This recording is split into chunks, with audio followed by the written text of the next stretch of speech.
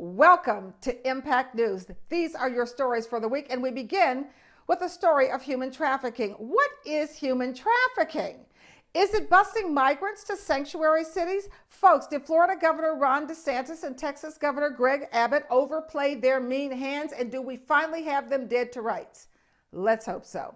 The governors insist the asylum seekers they sent to Martha's Vineyard, well, they say they boarded the buses and planes voluntarily. Wow. But some of those who landed on Martha's Vineyard, that's not what they say. They say they were duped by promises of expedited work papers. Others say they had no idea where they were going.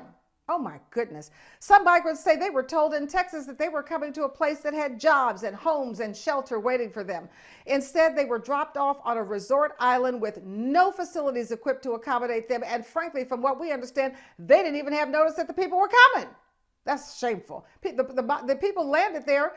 When they got off the planes, they had to walk 3 miles just to find somebody to help them. It's disgraceful. Human trafficking, by definition, is the recruitment, transportation, transfer, harboring, or receipt of people through force, fraud, or deception with the aim of exploiting them for profit. The traffickers often use violence or other fraudulent employment agencies and fake promises of education and job opportunities to trick and coerce their victims. Based on what these victims said, folks, they were recruited, transported, transferred using fraud or deception with the aim of exploiting them for profit. What is the profit, you ask? Because you're probably thinking of profit in terms of money, money, money, money, which ultimately that will be the end goal. But guess what? The profit is the advancement of the agenda of Ron DeSantis and Greg Abbott. There was no reason at all for these persons to leave Texas, because remember this, this is in the construction industry alone in Texas. Texas employs an estimated 305,000 undocumented workers. Folks, they make up a quarter of the industry's workforce. So why were these people having to leave Texas? They could have followed the Texas tradition and worked all day and all night. That's right. Instead, Texas has spent an estimated $12 million. Folks, that's approximately $1,300 for each asylum seeker that was bussed out of the state. And U.S. businesses employed nearly 7 million undocumented workers in 2019. So we don't have a problem with undocumented workers, okay? So why are we mistreating these immigrants? Why not prosecute employers, for example, for hiring illegals? That'll stop the process. But of course, guess what, folks? As we all have to remember, the cruelty is the point. The people that need to be prosecuted here are Texas Governor Greg Abbott and Florida Governor Ron DeSantis for what they have done to these innocent people who are simply trying to save their own lives and the lives of their children. We are a country of immigrants. We need immigrants. They make this country better. Let's treat them appropriately. I'm Carol Angela Davis. And now for your headlines, bringing you the news from all around the neighborhood and all around the world. As you know, first, U.S. public schools are literally falling apart. Yes. Plus, a day-long White House summit on hate-fueled crimes. Then a new AP class for high school students. Its subject matter might surprise you. Time for your house, too. Nothing down. Get busy. Plus, restoring a landmark in Fort Myers, Florida. Then we'll tell you about improving bank relations and U.S. security in the Caribbean. Then there's a new kind of mobile phone in Africa. Plus, Alex Jones. Well, his wife says he's worse than you think. Wow, because I think he's really bad. Stay with me. I'll be right back. I'm Carol Angela Davis. I've got your news stories for the week. Folks, U.S. public schools are in a ton of trouble. That's right, folks, because they got a D+ rating from the American Society of Civil Engineers for poor conditions. That's where your kids are in school, folks. D+ schools, we're not having that. We got money in this country to fix that problem. Kids are reportedly facing classrooms with no air conditioning despite record heat in many cities. Also, rusty water leaking from the ceilings. How about cockroach infestations that are so bad some kids don't even want to eat lunch? And we haven't talked about the teachers. You know they don't want to eat in that mess either. Horrible school conditions have even prompted some teachers to go on strike, thank goodness. The National Council on School Facilities, well, it says the average age of a school building now is 49 to 50 years, some schools dating back all the way to World War II. Come on now. America has to invest in its schools. Now, from fiscal years 2009 to 2019, the public school districts got slightly more than 1%, okay, from federal funds for school construction. 1%, not enough. Remember, as schools deteriorate, so do teachers and students' performances. Nobody's sitting around trying to figure out where the cockroach is going to enter their backpack, book bag, purse, or whatever, and they're going to be teaching a class. Okay, the kids can't concentrate, neither can the teachers, so let's get that situation resolved. All right, let's turn to the Biden-Harris administration that held a day-long summit at the White House that is aimed at ending hate-fueled crimes. Now, it's called United We Stand. It is an event that brought together civil rights leaders, women's rights leaders, religious leaders, and others to address the rise of hate and violence here in the United States. The day of the summit, well, guess what? It also marked the 59th anniversary of the 16th Street Baptist Church bombing in Birmingham, Alabama, where the Ku Klux Klan murdered 4 little black girls. They're so pathetic. It was organized in response to the deadly mass shooting of 9 African-American shoppers and workers inside that Tops grocery store in Buffalo, New York in May, as well as hate-fueled crimes at synagogues and at mosques and in other places around the country. President Joe Biden calling out social media platforms, calling out the companies and the need to hold them accountable for spreading hate and fueling violence. Thank you to Facebook. As we know, that was one of the companies that elevated the white nationalist rhetoric and also tamped down Black Lives Matter. Gee, thanks. Gee, thanks. Boy, oh boy, I'll tell you.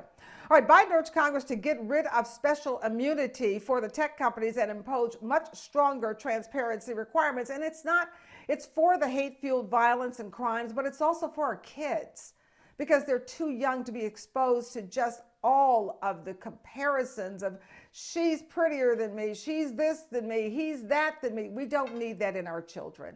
The tech companies have to be held responsible. All right. Let's look again at education. Advanced placement African American studies classes. Guess what? They're debuting at more than 60 U.S. high schools this year. That's right. That's from the College Board.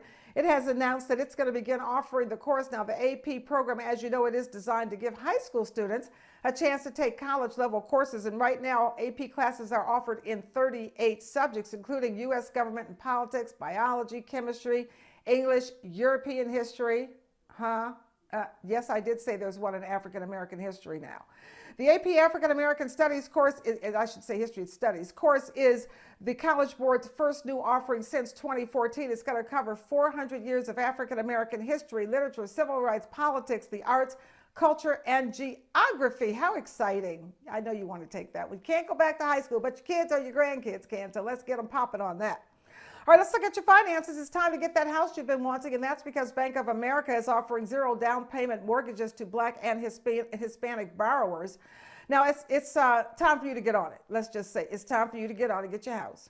It's a new 0 down payment, 0 closing cost mortgage solution for first-time home buyers, and it's going to be available in designated markets. We're talking Charlotte. We're talking Dallas, Detroit, Los Angeles, and Miami. Now, prospective buyers do have to complete a home buyer certification course. So what? Go do the course, and it can't be that difficult. And no matter what, it's designed to give you information to help you hold on to that house. The goal is to help 60,000 individuals and families purchase affordable homes by 2025. Now, according to the National Association of Realtors, folks, today, there is a nearly 30 percentage point gap in home ownership between blacks and whites. For Hispanic buyers, the gap is nearly 20%. So for more information, you do want to call Bank of America. And I'm going to give you the number. It's 1-800-641-8362. I'm going to repeat it. 1-800-641-8362. Go ahead and get yourself a house you've been wanting. You're paying rent. They're talking about taking your utility statement as evidence of your good payment history, not being as concerned about your credit. Get in there and get it now. I don't care how young you are, and guess what? I don't care how old you are. Get your house. Pass it on to your children. Give them some generational wealth, or your grandchildren. All right. Let's travel to Florida locally. 2 African-American developers, they've received approval to restore a landmark for the Black community there in Fort Myers, Florida. It's called McCollum Hall. It's a historical site and commercial center in Dunbar, built in 1938. Now, Black developers Miles Alexander III of Alexander Goshen and Leonard Burke of Cornerstone Strategic Partners, they're planning to resurrect the heritage site. The proposal calling for the creation of a 26-unit multifamily community and 14,000 square feet of commercial retail space. Do it, dudes. We love you. All right, let's look at the diaspora. The Atlantic Council's Caribbean Initiative. It's working to improve banking relations in the Caribbean. The organization is looking at the causes and effects of the withdrawal of banking relations on Caribbean economies and on safeguarding U.S. interest and national security there. Some Caribbean countries, folks, you should know they have lost more than 40% of their correspondent banking relations. Somebody can, oh, no. You got to get that banking stuff back. Providing an opening for shadow banking and for increased Chinese RMB usage. So we're on top of that, folks. We got you covered there in the Caribbean. Just hang with us. All right, let's go on to the Ivory Coast, where a new mobile phone designed and assembled in the Ivory Coast is helping illiterate users. 40% of the people in Ivory Coast, folks, are illiterate. Isn't that something? The phone has a voice control system, so users now can access information in 50 African languages. So it's now possible for a parent to have a letter in front of him or her, take a picture of it, and to have it read back in his or her native language. Boy, I'll tell you, that innovation over there in Ivory Coast is something. The company hopes to incorporate 1,000 African languages. You did hear me correctly, 1,000 African languages, and reach almost 1 billion people in the future. Kudos to them. We take our hats off to them. All right, and finally today, let's go to dear old Alex Jones. Sorry, I have no sympathy for him. Where is Alex Jones now that he has verdicts against him and damages to pay for his shenanigans, hurting families? That's right, hurting families whose children perished in that bloodshed in that 2012 Sandy Hook shooting. Where is his big mouth now? His ex-wife says he is a dangerous kind of mentally ill and even more unhinged and weirder in person. Her quote, not mine. Kelly, Rebecca Nichols, and Alex Jones, apparently they divorced in 2015. She says the couple has a, quote, brave and courageous daughter who has, quote, stood up to Jones as nobody does or has, adding that Jones is still harassing her. He's such a bad guy. I'm Carol Angela Davis. Those are your news stories for the week here on Impact News. Thank you so much for joining us. Stay with me, because you know I'm coming back. I'm going to have Ask Dr. K talking about your health. Also, the International Report with Dr. Inyang Ebon Harstrup, plus your crypto convos and missing and the slay word. Stay with me. Hey, time for the slay word. Don't you want to level up your vocab? Always making ourselves better, stronger, and more positive people. The slay word this week, folks, it is invective. I-N-V-E-C-T-I-V-E, invective, folks. It is an adjective. There's a noun form and an adjective form. We're talking about the adjective form today. An adjective meaning it describes or modifies that noun. Now, its origins are in the 15th century. The definition is of, relating to, or characterized by insult or abuse. You know where I'm going with this, right? Let's use it in a couple of sentences. The report outlined how Black Lives Matter protesters received threatening and invective-laden text and emails. Also today, Donald Trump is an overbearing, bullying person who is fond of sending invective emails to anyone who disagrees with him. And that's a whole lot of folks. That's your slay word, invective. It means of, relating to, or characterized by insult or abuse. Use it all week in your convos and level up your vocab. Stay with me. I'll be right back. Anyone who thinks that slavery ended in the 1860s with the signing of the Emancipation Proclamation are grievously wrong. If we caught a bird, we ate through the feathers and ate the bird. We didn't have nothing to cook on. We didn't have no stove. You know who you are and who we are. We're still on that big plantation. She was bonded to them until they died. She was their slave. They said, bro, we're going to be killed tonight. Could that same white dude keep terrorists there? Or Russian spies? Or the KGB?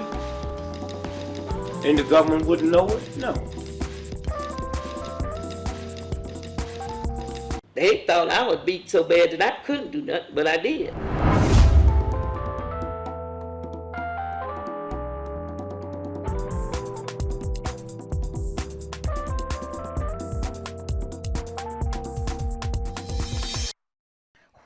are you? We are out here looking for you. This is our missing segment, and with the community's help, we will find you. Lashaya Stein was 16 years old when she disappeared from Aurora, Colorado in 2016. There is surveillance video of Lashaya walking in the area of East Montview Boulevard and North Peoria Street in Aurora. Lashaya was seen during the early hours of July 15, 2016. She was wearing a black V-neck shirt, black stonewashed jeans, and a silver watch on her left arm. She also has a round scar on her chest. There is a $15,000 reward in Lashaya's case. Call Crime Stoppers with any information to help us find Lashaya Stein. Where are you? We are working to find you, and with the community's help, we will. Welcome back. We are back with our international report with Dr. Inyang Ebong-Harstrik. And of course, as you know, she's traveled the world. We all know that. That's why she's here telling you what's going on all over the world. Welcome, Edie. Thank you, Carol. Today, I want to talk about hunger. And I want to talk about the fact that over 200 NGOs have written to the UN Secretary General during this UNGAS period, that's the United Nations General Assembly, which is going on now as we speak, to complain that one person is dying every 4 seconds of hunger. So in an open letter, 238 organizations from 75 countries wrote to the Secretary General. A staggering 345 million people are now experiencing hunger. Acute hunger, a number that has doubled since 2019. So we're not getting any less, we're getting more. And this is despite promises of world leaders that they would never let hunger, starvation happen again in the 21st century. As we speak, Somalia is on the imminent grounds of famine. And as many as 19,700 people are dying a day of this disease, of this problem. It's not a disease, it's a problem, and it's a fixable problem. And you may ask, why do we have hunger? Well, of course, we have the deadly mix of poverty, social injustice, gender inequality. But more importantly, it's a hangback of COVID and of the war in the Ukraine. Russia and the Ukraine are major producers of grain. And because of the fighting, which has gone on for 7 months now, they're no longer exporting the grain and the fuel and the fertilizer. Mm-hmm. And what's happening? We're seeing destabilization around the world, food riots. Wow. So this is a serious, serious problem we have here. It's very, very serious. Thank you for bringing it to our attention here on the International Report on Impact News. We thank you, Dr. Inyang Ebong-Harstrik. As you know, she worked for the United Nations for many, many years and has traveled the world, met with world leaders, and understands how the news is knitted together. And that's why she's here for you. Thank you, Eni. Thank you, Carol. Thank you. We'll be right back. Stay with us. We are back with your Crypto Convos with Lionel the Builder Sepp. Welcome, Lionel. Hi, thanks for having me again, as always. Yep. So what's going on in the market? This week in crypto, Bitcoin is actually showing some recovery. It's 2,300 right now, and Ethereum is 1,800, getting back up there to 2,000.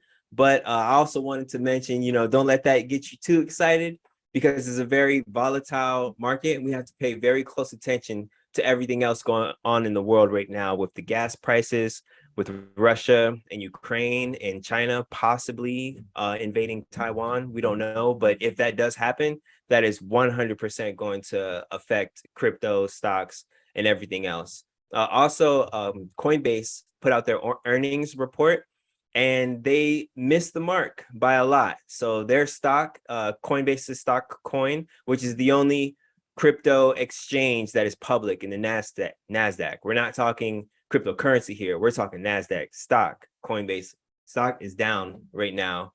And that's another thing. They put out how much of their earnings that they missed, what was projected. They're a lot lower than what was projected. And they've given a lot of good interviews explaining why that you can look up and look into. But that's our crypto report for the week. Thank you, Lionel. So, and real quick, because we only have about 10 seconds, do you think that Bitcoin will ever go back up to that 65,000 range? Yes, I do, honestly. Bitcoin, for sure. I can speak confidently about Bitcoin. ask me anything past that, and I will say I wouldn't be so confident with that. But Bitcoin, I definitely believe so. Okay, all right. Well, that's your crypto convo for the day, for the week, I should say. I'm Carol Angela Davis. This is Lionel the Builder's app. We thank you for watching, and we'll see you next week with more information. Thank you, Lionel. Thank you. I'm just sick and tired of us not spending time together lately. I know, baby. I know. I'm sorry I ain't been spending time with you. I just been working on this big deal. It's gonna bring a lot more money to the household for it. What you doing here, boss? Yeah, just checking to see if you still got it. You take this work. Your partner. I don't want it back. I've seen the movies, man. I know how this goes. You see the movie, huh? What you see? Goodfellas, New Jack City. Everything I do is for you. Like, I just need a little bit more time, man. Fine bullshit. Like I said, he's gonna call any second. Why don't you take a look at this video? Guess what? It's starring you.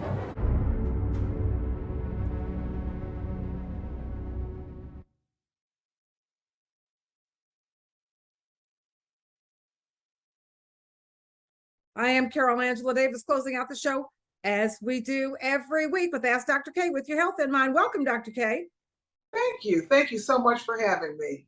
Well, it's the end of September. Yes. And I tell you, the incidence of breast cancer is just climbing in women from the diaspora. And we really need more than a month to talk about it. So today's topic is an overarching look at breast cancer and what are some of the known risk factors that are under our control. So in other words, I'm not talking about family history and things like that. I'm talking about things that are under our control. And as usual, I advocate really working on weight management. I mean, obesity and even slightly overweight is an incredible risk factor for so many different diseases. And one of them is breast cancer.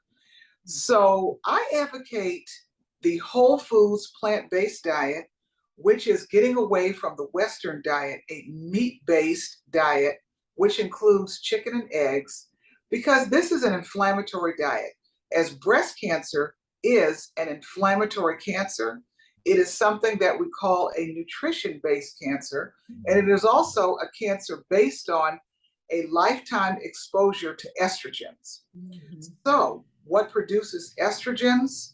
Fat cells, also known as adipose tissue. They become their own organ, producing hormones, etc. Weight management is extremely important. Eating a plant-based diet is extremely important. Decreasing any source of inflammation, which is also the middle aisle. Avoiding inflammatory diseases, cholesterol, diabetes. This is how we can help to limit our risk of developing breast cancer in this world of processed food that we live in today. We're going to deep dive into all aspects of the prevention of breast cancer as we go all the way until the end of October. But here's where we start. Weight management is critical. Thank you so much. Dr. K, before you go, we have about 15, not even 15 seconds, but real quick. When you say weight management, does that include the stomach? Like so many of us have that stomach. Does that include that? Carol, that stomach is incredibly risky for so many things. And one of them is breast cancer, because remember, that stomach is made up of fat cells. And again, these are called adipose cells. And they take on a life of their own. And that's why it's so hard to get rid of. So yes, very risky, very risky. You heard her. Take heed. We're not trying to get breast cancer. Thank you, Dr. K. No. Thank you so much for being here with us every week, trying to keep us alive and give us some longevity. I'm Carol Angela Davis. This has been Dr. K. Thanks again, Dr. K. Thank you so much for having me. Absolutely. And from all of us here at Impact News, we'll see you next week with another show, packed with information just for you. Have a good week.